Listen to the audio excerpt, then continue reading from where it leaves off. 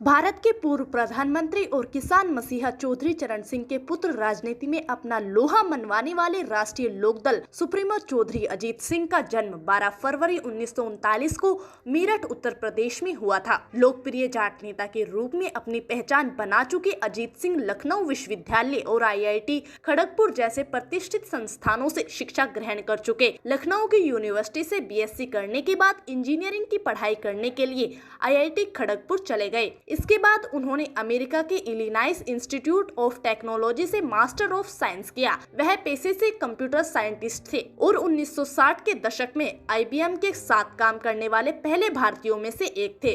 कई वर्ष अमेरिका में काम करने के बाद चौधरी अजीत सिंह वर्ष 1980 में अपने पिता द्वारा स्थापित लोकदल को एक बार फिर सक्रिय करने के उद्देश्य से भारत लौटे थे। चौधरी अजीत सिंह का विवाह राधिका सिंह से हुआ। अजीत सिंह के बेटे जयंत चौधरी मथुरा निर्वाचन क्षेत्र से सांसद बने। चौधरी अजीत सिंह का राजनीतिक सफर बड़ा ही खास रहा। वर्ष 1986 में राज्यसभा सदस्य के तौर पर संसद में प्रवेश करने वाले चौधरी अजीत सिंह 7 बार लोकसभा सदस्य भी रह चुके हैं। 1987 में अजीत सिंह ने लोकदल नाम से लोकदल के अलग गुट का निर्माण किया। एक वर्ष बाद ही लोकदल का जनता पार्टी के साथ विलय कर दिया गया। चौधरी अजीत सिंह इस नवनिर्मित दल के अध्यक्ष बनाए गए। जब जनता पार्टी, लोकदल और जन मोर्चा के विलय के साथ जनता दल का निर्माण किया गया, तब चौधरी अजीत सिंह ही इसके महासचिव चुने गए। विश्वनाथ प्रताप सिंह के नेतृत्व वाली सरकार में चौधरी अजीत सिंह 1989 से 90 तक केंद्रीय उद्योग मंत्री रहे। 90 के दशक में अजीत सिंह कांग्रेस के सदस्य बन गए। PV नरसिंह राव के काल में वर्ष 1995 से 1996 तक वह खाद्य मंत्री भी रहे। 1996 में कांग्रेस के टिकट पर जीतने के बाद वह लोकसभा सदस्य बने, लेकिन एक वर्ष के भीतर ही उन्होंने लोकसभा और कांग्रेस से इस्तीफा देकर भारतीय किसान कामगार पार्टी का निर्माण किया। अगले उपचुनाव में वह इसी दल के प्रत्याशी के तौर पर बागपत निर्वाचन क्षेत्र से चुनाव जीते। 1999 में अजीत सिंह ने राष्ट्रीय लोकदल का निर्माण किया। जुलाई 2001 के आम चुनावों में इस दल का भारतीय जनता पार्टी के साथ गठबंधन कर सरकार का निर्माण किया गया। अजीत सिंह को कैबिनेट मंत्री के तौर पर कृषि मंत्रालय का पदभार सौंपा गया। इसके बाद अजीत सिंह ने अपनी पार्टी को BJP और BSP के गठबंधन में शामिल कर लिया, लेकिन BJP और BSP के अलग होने से कुछ समय पहले ही अजीत सिंह ने अपनी पार्टी को BSP से अलग कर दिया, जिसके कारण BSP सरकार अपना कार्यकाल पूरा नहीं कर पाई। मुलायम सिंह यादव की सत्ता में आने के साथ अजीत सिंह ने 2007 तक उन्हें अपना समर्थन दिया, लेकिन किसान नीतियों में मतभेद के चलते उन्होंने अपना समर्थन वापस ले लिया। 2009 के चुनाव में उन्होंने NDA के घटक के तौर पर चुनाव लड़ा और वह 15वीं लोकसभा में चुने गए 2009 तक बागपत से जीतते रहे।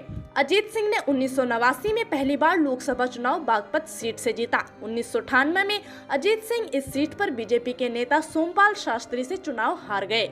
इसके बाद उन्होंने अपनी पार्टी राष्ट्रीय लोकदल बनाई और 1999 में चुनाव जीत लिया। इसके बाद से वे लगातार 2009 तक इस सीट पर जीतते चले गए। 2014 में उन्होंने BJP के सत्यपाल से हार मिली। इसके बाद 2019 में उन्होंने मुजफ्फरनगर से लोकसभा चुनाव लड़ा, लेकिन बहुत ही कम अंतराल से चुनाव हार गए। लेकिन उसके बाद उन्होंने मुजफ्फरनगर आकर सभी का शुक्रिया अदा किया और कहा कि मुझे आप लोगों से यहाँ मिलकर अच्छा लगता है। मैं राजनीति करने नहीं बल्कि आप लोगों से मिलने आता हूँ।